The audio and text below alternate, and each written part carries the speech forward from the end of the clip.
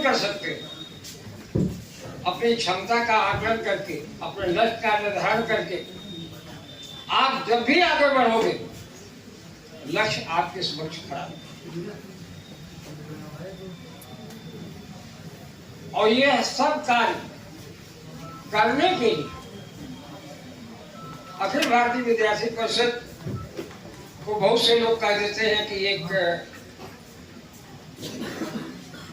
परम पूज्य गुरु जी के द्वारा स्थापित किया हुआ संगठन माधवराव सदाशिव गुरुकुल में। इसके शुरुआती ध्येय वाक्य भी उन्हीं के रचे हुए। ज्ञानशील एकता। ज्ञान क्या करता है? ज्ञान अक्सर अहंकार पैदा करता है। आपके 50 नंबर आ गए तो आप कहीं न कहीं अहंकार से पीड़ित हो। तुरंत अपने अहंकार को शील से दबाओ। अहंकार ईश्वर का भोजन। अहंकार हमेशा आपके लक्ष्य के लिए बाधक साबित हो। इसलिए इस कार्यक्रम में मैं केवल इतना ही कहना चाहूँगा। मुझे पता भी नहीं था कि मुझे यहाँ बोलना पड़ेगा, तो बैठे बैठे मैंने विषय निकाला विद्यार्थियों के लिए कि आप अपने जीवन में लक्ष्य निर्धारित करिए, लक्ष्य के लिए समर्पित होइए, और उस समर्पण से जब आपका लक्ष्य प्राप्त हो तो उससे कोई अहंकार न पैदा हो। अपने व्यक्तित्व में शीलता धारण करिए, शीतलता धारण करिए। आप में सौजन्य हो समाज के लिए, आप में इस देश के लिए। हम पूरी दुनिया आज एक ट्रांजिशन फेज से गुजर रही, संक्रमण काल से गुजर रही।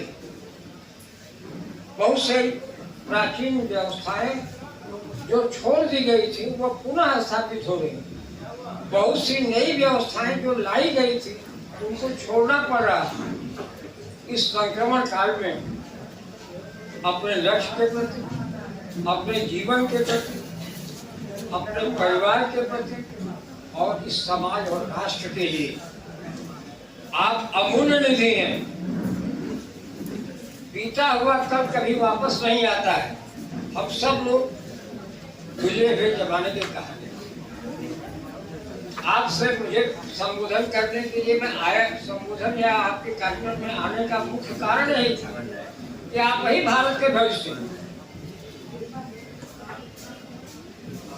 भारत का भविष्य वही होगा जो आपका भविष्य हो।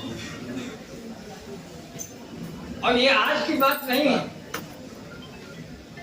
यूनानी साहित्य को उठा लोगे तो, भारतीय साहित्य को उठा लोगे तो, इतिहास को उठाओगे तो समाज में परिवर्तन क्यों ना है?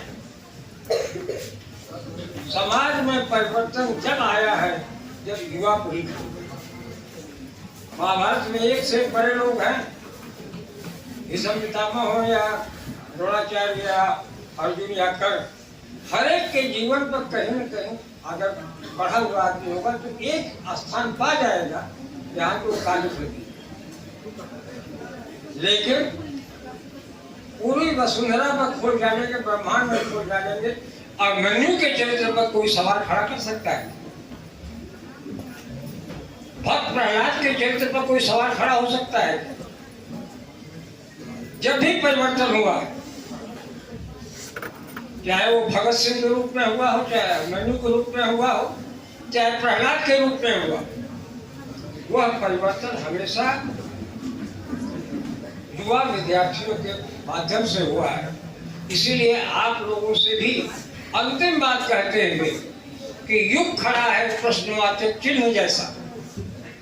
युग खड़ा है प्रश्नवाचक चिन्ह जैसा, तुम रहे कौन उत्तर कौन देगा? आप ही उन प्रश्नों के उत्तर हैं। आप ही को आगे आने वाली पीढ़ी को अपना दायित्व समर्पण करना है।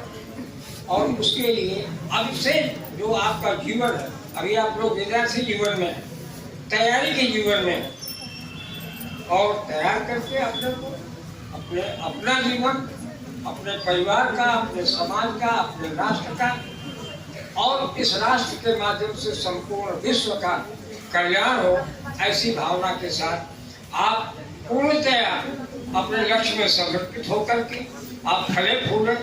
मैं मेरे रोम रोम से मैं आप सबको आपके लक्ष्य प्राप्ति के लिए आशीर्वाद देते हुए अपनी वाणी को विराम देता हूँ।